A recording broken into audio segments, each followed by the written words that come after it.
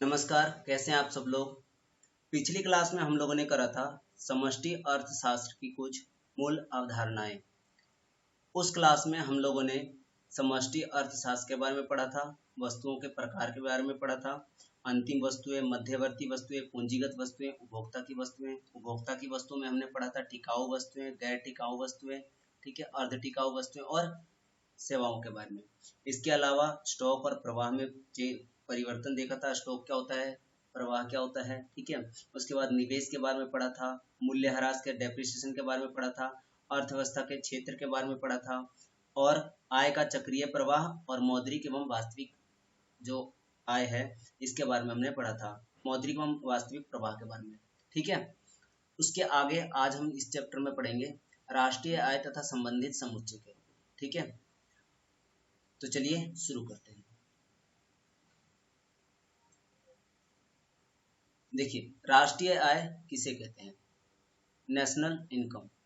राष्ट्रीय आय एक देश के सामान्य निवासियों द्वारा अर्जित कारक आय का कुल जोड़ है। यानी कि एक देश के सामान्य निवासियों द्वारा जो कारक आय का अर्जित, जो कारक आय लगाया जाता है, उसके बदले में जो कुछ भी इनकम प्राप्त होता है उसी को क्या कहते हैं, उनके जोड़ को राष्ट्रीय आय कहते हैं। इसमें हस्तांतरण आय को शामिल नहीं किया जाता है, यानी कि इसमें जो ट्रांसफर इनकम होता है उसको जोड़ा नहीं जाता है, ठीक है। केवल किसको जोड़ा जाता है? कारक आय को, और वो भी कौन से लोगों के? एक देश के सामान्य निवासियों द्वारा जो अर्जित होते हैं उसको जोड़ा जाता है। क्लियर है?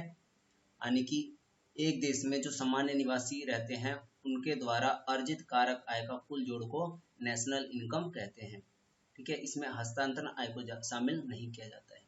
तो सबसे पहले देखते हैं कि कारक होते क्या हैं, ठीक है। तो कारक होते हैं चार: भूमि, श्रम, पूंजी और उद्यमी, ठीक है। भूमि जिस जगह पे फैक्ट्री या जिस जगह पे उत्पादन किया जाता है, श्रम जो लोग उत्पादन में लगे होते हैं, ठीक है, पूंजी जो पैसा लगाया जाता है, उद्यमी वह व्यक्ति जो इन सब चीजों को करता है, ठीक है। तो भूमि जो होता है उसके बदले में क्या मिलता है? लगान मिलता है। श्रम जो होता है उसके बदले में उसको क्या मिलता है? सैलरी मिलता है, पारिश्रमिक मिलता है। पूंजी के बदले में ब्याज मिलता है। उद्यमी को क्या मिलता है? लाभ मिलता है। क्लियर है? तो देखिए यहीं पे यही चीज यहाँ पे लिखा हुआ है कि कारक आय उत्पादकों के कारकों का पुरस्कार है, जैसे कर्मचारियों का पारिश्रमिक, यानी जो कर्मचारी काम करेंगे, श्रमिक जो काम करेंगे उसके बदले में उसको क्या मिलेगा? पारिश्रमिक मिलेगा। लगान जो भी भूमि दिया जाएगा उसके बदले में उसको क्या मिलेगा? लगान मिलेगा। ब्याज जो भी पूंजी लगाया जाएगा वो उसके बदले में क्या मिलेगा? उसको ब्याज। जो उद्यमी होगा उसको क्या मिलेगा? लाभ मिलेगा, ठीक है। तो यहाँ पे जो चारों कारक जो लगे हुए हैं, ये जो कारक है इसके बदले में जो पुरस्कार मिलता है, पैसा जो मिलता है, इनकम जो होता है, उसी को क्या कहते हैं? कारक आय। क्लियर है? समझ आया? आगे बढ़े। आगे देखिए लिखा हुआ है हस्तांतरण आय किसे कहते हैं? Transfer income. इसको राष्ट्रीय आय में जोड़ा नहीं जाता है, ठीक है। हस्तांतरण आय को अनार्थिक अनार्जित आय भी कहते हैं, ठीक है। अनार्जित आय का मतलब होता है जिसको हमने अर्जित ना किया हो, जिसको हमने कमाया ना हो, हमें मिल जाता है सिर्फ, ठीक है। जैसे गिफ्ट हो गया, विद्यार्थियों को छात्रवृत्ति मिलता है, जो स्कूल से पैसे मिलते हैं विद्यार्थियों को, ठीक है। बुजुर्गों को पेंशन, विधवा को पेंशन, ये सभी जो होते हैं ये क्या होते हैं? ट्रांसफर इनकम होते हैं। इनको राष्ट्रीय आय में शामिल नहीं किया जाता है। ट्रांसफर इनकम को राष्ट्रीय आय में शामिल नहीं किया जाता है, ठीक है। फैक्टर इनकम को शामिल किया जाता है, केवल फैक्टर इनकम को। क्लियर है? आगे बढ़े। आगे देखिए एक देश का सामान्य निवासी कौन होता है? देखिए एक देश का सामान्य निवासी कौन होता है? एक देश का सामान्य निवासी वो लोग होते हैं जो सामान्यतः उसी देश में रहता हो और उसके आर्थिक क्रियाओं व आर्थिक रुचि का केंद्र भी वही देश हो। जैसे मान लीजिए कि कोई देश का व्यक्ति है, जैसे इंडिया का कोई है और वो अमेरिका चला जाता है, ठीक है। इंडिया का है और वो कहाँ चला गया? यूएसए चला गया, अमेरिका चला गया।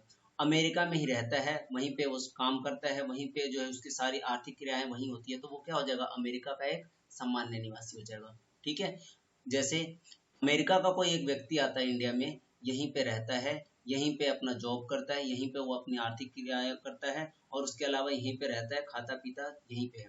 तो इसका मतलब क्या हो गया? उसकी सारी क्रियाएं, आर्थिक क्रियाएं क्या हो रहा है? इसी देश से है, यानी कि इंडिया से है, यहीं पे वो रहता है, यहीं खाता है, यहीं पे क्या करता है, वो आर्थिक क्रियाओं को पूरा करता है, तो वो यहाँ का क्या हो जाएगा, सामान्य निवासी कहलाएगा। ठीक है, नागरिकता अलग चीज है और सामान्य निवासी अलग चीज है। ठीक है, नागरिकता से जोड़कर मत देखना इसको। क्लियर है, आगे बढ़े। देखिए अब आता है घरेलू आय, डोमेस्टिक इनकम, या इसको उत्पाद भी कहते हैं। ठीक है, घरेलू उत्पाद या घरेलू आय। ठीक है, आगे बढ़ते हैं। देखिए कह रहे घरेलू आय एक देश की घरेलू सीमा के अंदर सृजित कारक आय का कुल जोड़ है। यानी कि इसमें क्या है, केवल घरेलू सीमा जो होती है एक देश की अर्थव्यवस्था जो है ना, उसकी एक देश की अर्थव्यवस्था यानी कि एक घरेलू सीमा के अंदर जितने भी कारक आय जो सर्जित होगा उसी को क्या, जो उसकी जोड़ को क्या कहेंगे, घरेलू आय कहेंगे। भले ही इस आय को सर्जित करने वाला व्यक्ति सामान्य निवासी हो या गैर निवासी, इससे कोई मतलब नहीं है। यानी कि अगर गैर निवासी है या सामान्य निवासी है इससे कोई फर्क नहीं पड़ रहा है, लेकिन एक देश के अंदर अगर जितने भी कारक आय सर्जित हो रहा है, कारक आय से जो इनकम सर्जित हो रहा है उसी को क्या कहेंगे, घरेलू आय कहेंगे। ठीक है, घरेलू आय का राष्ट्रीय आय में परिवर्तन कैसे होता है, तो जब घरेलू आय में विदेशों से प्राप्त शुद्ध कारक आय को जोड़ दिया जाएगा तो हमारे पास राष्ट्रीय आय आ जाएगा, राष्ट्रीय आय।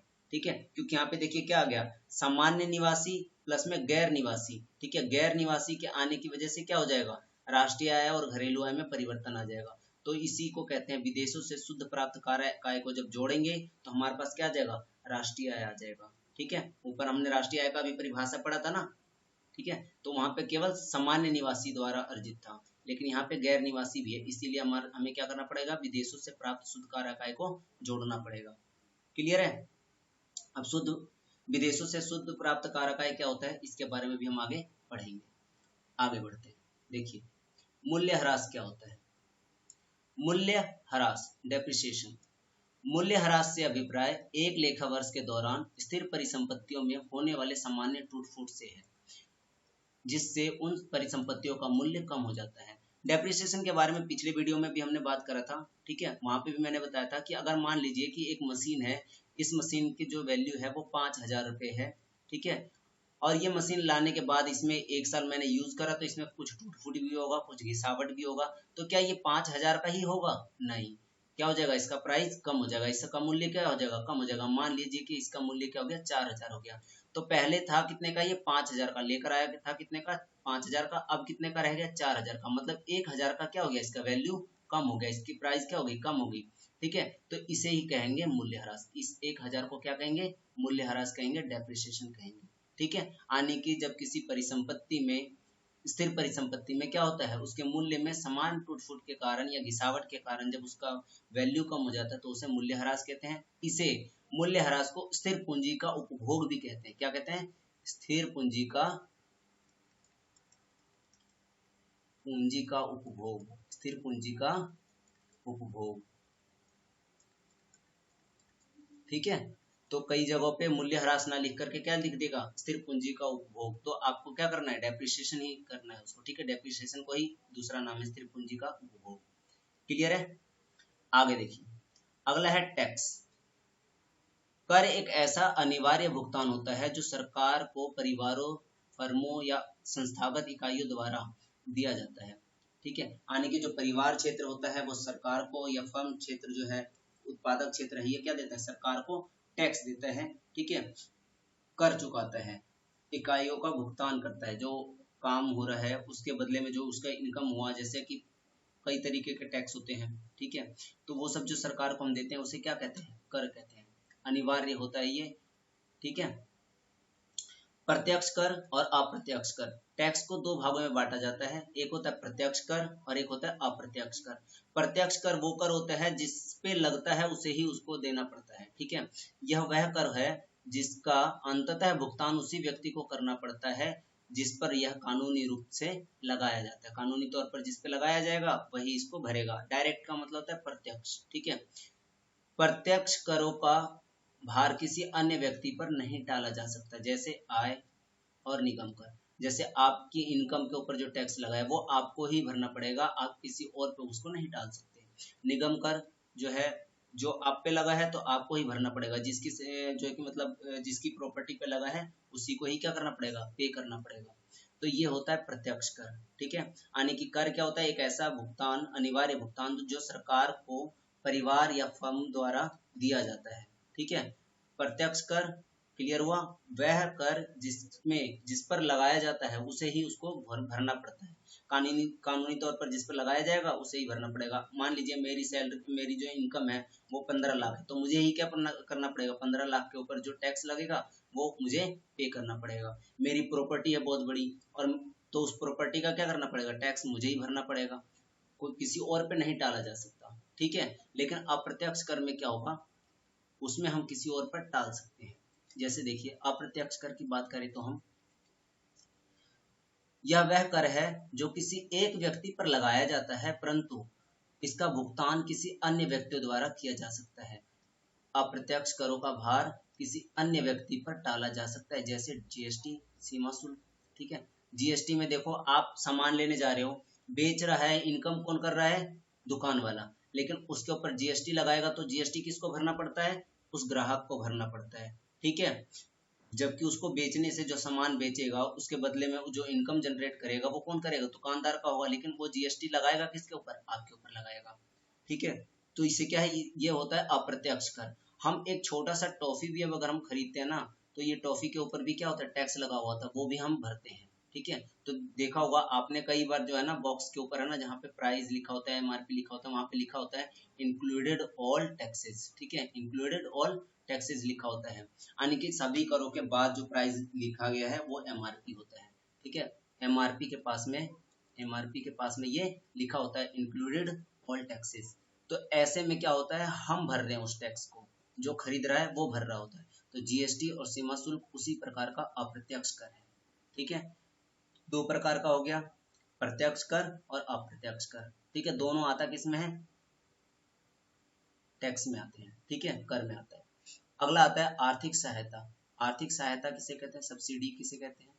आर्थिक सहायता सरकार गरीब परिवारों को कुछ आर्थिक मदद करने के लिए देती है, जिसे आर्थिक सहायता कहते हैं। जैसे एलपीजी सिलेंडर पे सब्सिडी मिलता था। ठीक है, यहाँ पे बिजली बिल पे सब्सिडी मिलता है। ठीक है, तो ऐसे जो सहायता जो गरीब परिवारों के लिए सरकार पैसे के रूप में करती है, उसी को क्या कहते हैं, आर्थिक सहायता कहते हैं। ठीक है, क्लियर है। अब आती है बात शुद्ध अप्रत्यक्ष कर, एनआईटी कहते हैं इसको, क्या कहते हैं, एनआईटी। इसको याद रखना है, एनआईटी शुद्ध अप्रत्यक्ष कर, नेट इनडायरेक्ट टैक्सेस। ठीक है, शुद्ध अप्रत्यक्ष कर निकालने के लिए हमें प्रत्यक्ष कर में से आर्थिक सहायता को माइनस करना पड़ता है। क्या करेंगे, अप्रत्यक्ष कर जितना भी है उसमें से माइनस करेंगे आर्थिक सहायता को, तो हमारे पास आ जाएगा शुद्ध अप्रत्यक्ष कर, इसे कहते हैं एनआईटी।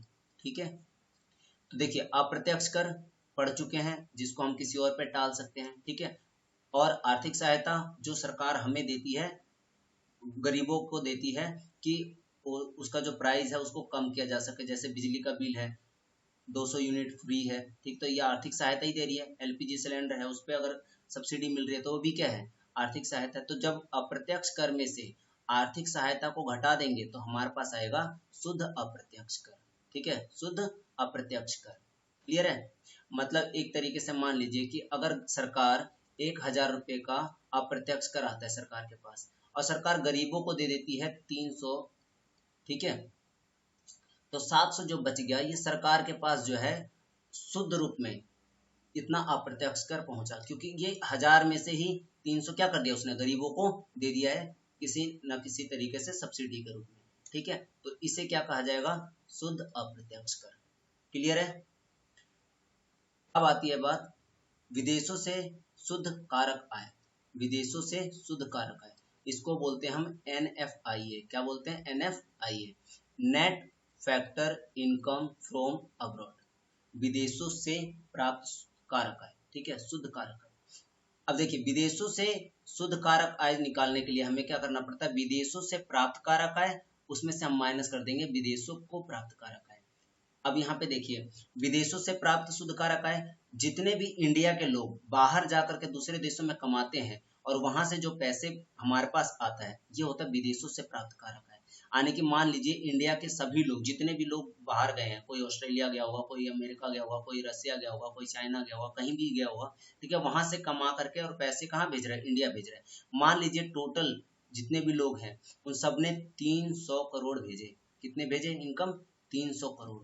और हमारे देश में जो विदेशी लोग आकर के यहाँ से इनकम लेकर के जा रहा है, विदेशों को भेज रहा है, यानी कि बाहर से जो लोग आते हैं हमारे यहाँ, हमारे देश में भी तो काम करने आते हैं, ठीक है, तो वो लोग या उन्होंने अपना बिजनेस डाल रखा है, किसी भी तरीके से वो हमारे देश के अंदर से क्या है, इनकम को लेकर के जा रहे हैं बाहर, ठीक है। तो मान लीजिए कि ऐसे में वो लोग अगर मान लीजिए कि 200 करोड़ हमारे देश से ले गए, ठीक है, तो यहाँ पे हम देखेंगे 300 करोड़ हमारे देश में आया बाहर से और 200 करोड़ चला गया, तो बचा कितना?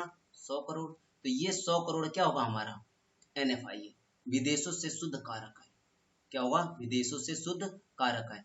कई बार क्या होता है कि हमारे देश से पैसा ज्यादा चला गया, मान लीजिए ये 300 तो हमारे पास 300 करोड़ आए, लेकिन हमारे देश से जो लेकर गया है इनकम वो हो गया 500 करोड़। कितने? 500 करोड़। तो ऐसे में क्या हो जाएगा? माइनस 200 करोड़। हमारे क्या है? माइनस 200 करोड़ क्या हो जाएगा? NFI हो जाएगा। क्लियर है? जब हमारे देश का जो कारक आय है, विदेशों से प्राप्त कारक आय कम है और विदेशों को प्राप्त कारक आय ज्यादा है, तो क्या हो जाएगा? माइनस में चला जाएगा। ठीक है, क्लियर है इतना? अब हम लोग बात करते हैं कि जो भी इनकम होता है, एक तो होता है मार्केट प्राइस पे और एक होता है फैक्टर कॉस्ट पे, यानी कि एक तो कारक लागत पर होता है और दूसरा होता है बाजार कीमत पर। ठीक है, तो जब बाजार कीमत पर अगर हमें कुछ दे रखा है तो हम कारक लागत पर कैसे निकालेंगे? ठीक है, मार्केट प्राइस पे दिया हुआ है तो फैक्टर कॉस्ट पे हम कैसे निकालेंगे? तो देखिए, मार्केट प्राइस से हमें जब फैक्टर कॉस्ट पे जाना होता है तो हम माइनस करेंगे NIT। NIT पता है ना? नेट इनडायरेक्ट टैक्सेस, यानी कि शुद्ध अप्रत्यक्ष कर। शुद्ध अप्रत्यक्ष कर। शुद्ध अप्रत्यक्ष कर को हम कैसे निकालते हैं? हम क्या करेंगे? मार्केट प्राइस में से माइनस करेंगे शुद्ध अप्रत्यक्ष कर को, तो हमारे पास क्या आ जाएगा? कारक लागत। ठीक है, शुद्ध अप्रत्यक्ष कर कैसे निकलता है? अप्रत्यक्ष कर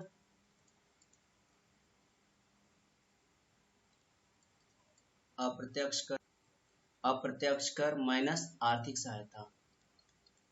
आर्थिक सहायता। ठीक है, जब हम अप्रत्यक्ष कर में से माइनस कर देते हैं आर्थिक सहायता को, तो हमारे पास क्या आ जाता है? शुद्ध अप्रत्यक्ष कर आता है। ठीक है, इसके बारे में हम अभी आज ही ऊपर इसी वीडियो में हम पढ़ चुके हैं। ठीक है, तो देखिए, जब मार्केट प्राइस से हमें जाना हो फैक्टर कॉस्ट पे तो हम करेंगे माइनस NIT, और जब फैक्टर कॉस्ट से हमें MP पे आना हो, मार्केट प्राइस पे आना हो, तो हम प्लस कर देंगे NIT। क्लियर है? आगे बढ़े, चलिए। अब देखिए, GDP, NDP, GNP होता क्या है इसके बारे में पढ़ते हैं। ग्रोस डोमेस्टिक प्रोडक्ट, सकल घरेलू आय या सकल घरेलू उत्पाद, GDP को कहते हैं। NDP क्या होता है? नेट डोमेस्टिक प्रोडक्ट, यानी कि शुद्ध घरेलू आय। यहाँ पे देखिए सकल है और यहाँ पे क्या है? शुद्ध है, यानी कि ग्रोस को हमने क्या चेंज कर दिया? नेट में चेंज कर दिया, शुद्ध में चेंज कर दिया। ठीक है, नेक्स्ट आता है ग्रोस नेशनल प्रोडक्ट, यानी कि सकल राष्ट्रीय उत्पाद। ठीक है, सकल राष्ट्रीय उत्पाद में क्या है? ग्रोस नेशनल प्रोडक्ट है। जबकि NNP क्या होता है? नेट नेशनल प्रोडक्ट या इनकम, शुद्ध राष्ट्रीय उत्पाद या राष्ट्रीय आय। इसी को हम क्या कहते हैं? राष्ट्रीय आय कहते हैं, NNP को। ठीक है, क्लियर है? तो GNP क्या होता है? NDP क्या होता है? GNP क्या होता है? NNP क्या होता है? क्लियर है? समझ आ गया? आगे बढ़े। देखिए, अब बात आती है कि हमें जब दे रखा होगा G तो हमें N पर चेंज करना है, तो कैसे जाएंगे? जैसे मान लीजिए आपको दे दिया GDP, आपने GDP निकाल लिया। ठीक है, अब GDP के बजाय आपको निकालना है NDP। क्या निकालना है? NDP। तो हमें करना क्या है? इस G को क्या करना है? किस में कन्वर्ट करना है? N में, यानी कि हमें इस G को किस में कन्वर्ट करना है? N में कन्वर्ट करना है। तो माइनस करेंगे डेप्रिसिएशन, क्या है? मूल्यह्रास को क्या कर देंगे? माइनस कर देंगे। तो हमारे पास क्या आ जाएगा? ग्रोस की बजाय नेट आ जाएगा। और जब हमें नेट से ग्रोस पे जाना होगा, यानी कि नेट हमें दे दिया, शुद्ध दे दिया, हमें क्या जाना है? ग्रोस पे जाना है, सकल पे जाना है, तो हम क्या कर देंगे, प्लस कर देंगे डेप्रिसिएशन को। ठीक है, यानी कि नेट दे रखा है और ग्रोस पे जाना है तो हमें क्या करना है, प्लस करना है डेप्रिसिएशन को। और अगर ग्रोस दे रखा है नेट पे जाना है तो हम माइनस करेंगे डेप्रिसिएशन को। यानी कि जी को एन वाला, जी और एन के बीच में संबंध किससे है, डेप्रिसिएशन से है। क्लियर है, यानी कि जब भी हमें जी से एन पे जाना हो या एन से जी पे जाना हो तो डेप्रिसिएशन को प्लस करेंगे या माइनस करेंगे। जी से एन पर जाएंगे तो माइनस करेंगे और एन से जी पर जाएंगे तो प्लस करेंगे डेप्रिसिएशन। क्लियर है, डेप्रिसिएशन को क्या कहते हैं, मूल्यह्रास। मूल्यह्रास को एक और नाम है स्थिर पूंजी का उपभोग। ठीक है, अब आगे बात करते हैं। अगला है डी से एन पर जाना है, यानी कि अगर हमें सकल दे रखा है, सॉरी डोमेस्टिक दे रखा है और हमें किस पे जाना है, नेट पे जाना, नेशनल पे जाना है। यानी कि मान लीजिए जी डी पी दे रखा है, हमें जाना है जी एन पी पे। कहाँ जाना है, जीएनपी निकालना है। हमें ग्रोस डोमेस्टिक प्रोडक्ट दे रखा है, हमें निकालना है ग्रोस नेशनल प्रोडक्ट। ठीक है, नेशनल प्रोडक्ट निकालना है। तो देखिए डी से हमें जाना है एन पे, तो हम प्लस करेंगे एनएफआईए। एनएफआईए के बारे में बता चुका हूँ ऊपर ही। ठीक है, क्या होता है ये, विदेशों से प्राप्त शुद्ध कारक है। क्या होता है, विदेशों से प्राप्त शुद्ध कारक है। विदेशों से प्राप्त शुद्ध कारक है कैसे निकलते हैं, विदेशों से प्राप्त माइनस विदेशों को। ठीक है, तो शुद्ध निकल जाता है हमारे पास। ठीक है, तो हम क्या करेंगे, यहाँ पे जब डी से एन पर जाना हो तो प्लस करेंगे एनएफआईए, और जब एन से डी पर जाना हो तो माइनस करेंगे एनएफआईए। तो देखिए डी से एन पर जाने के लिए, डी से एन पर जाने के लिए हमें क्या करना है, प्लस करना है एनएफआईए को, और एन से डी पर आने के लिए माइनस करना है एनएफआईए को। क्लियर है, समझ आ गया, आगे बढ़ते हैं। जीडीपी का स्वरूप दो प्रकार का होता है, एक होता है मौद्रिक और एक होता है वास्तविक। ठीक है, जो भी जीडीपी निकलता है वो एक होता है मौद्रिक और एक होता है वास्तविक जीडीपी। देखिए मौद्रिक जीडीपी क्या होता है, इसके बारे में बात करते हैं। एक लेखा वर्ष के दौरान देश की घरेलू सीमा में उत्पादित अंतिम वस्तुएं एवं सेवाओं का बाजार मूल्य का अनुमान चालू वर्ष की कीमतों का प्रयोग करके लगाया जाता है, इसे मौद्रिक जीडीपी कहते हैं। देखिए चालू वर्ष, यहाँ पे एक आया वर्ड चालू वर्ष। ठीक है, अगर मान लीजिए चालू वर्ष का मतलब है इसी साल किसी वस्तु की प्राइस कितनी है और उसी के साथ अगर उसकी क्वांटिटी को मल्टीप्लाई करते हैं तो हमारे पास क्या आ जाता है, मौद्रिक जीडीपी आता है। जैसे मान लीजिए कि हमारे पास 100 रुपये किलो क्या है, 100 रुपये किलो टमाटर है, 500 केजी है, तो ये हो जाएगा 50,000। ये आ जाएगा हमारा मौद्रिक जीडीपी। क्या हो जाएगा, ये मौद्रिक जीडीपी हो जाएगा।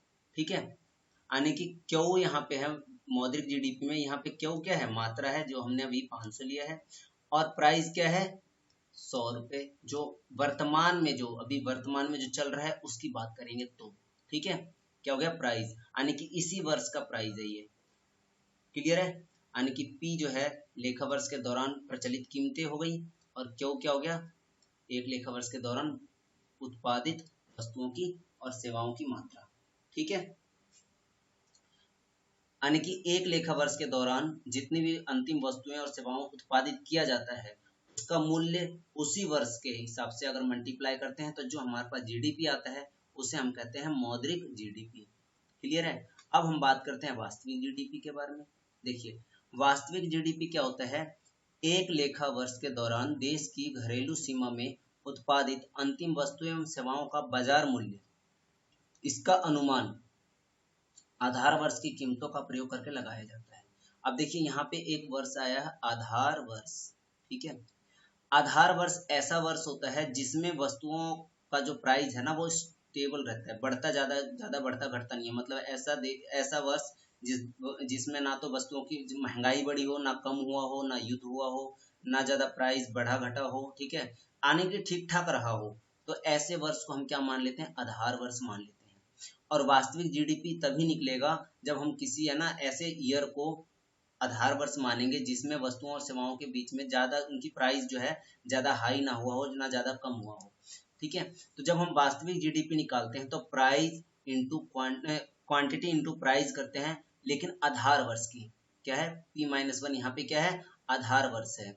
आधार वर्ष मान लेते हैं कि 2011 एक ऐसा साल है, मान लेते हैं, ठीक है, जिसमें ना तो भूकंप आया, ना तो कोई सुनामी आई, ना हमारे देश पे कोई आप विपदा आई है, ना महंगाई बढ़ा, ठीक है, नॉर्मल ईयर रहा है। तो हम इसी को क्या मान लेंगे, आधार वर्ष। और इस समय जो होगा टमाटर की कीमत मान लीजिए 50 रुपये था, ठीक है, उस 50 रुपये में, और अभी वर्तमान में हमारे पास क्वांटिटी कितनी हो रही है उत्पादित, 500, ठीक है, तो वास्तविक जीडीपी कितना हो जाएगा, 25,000, ठीक है।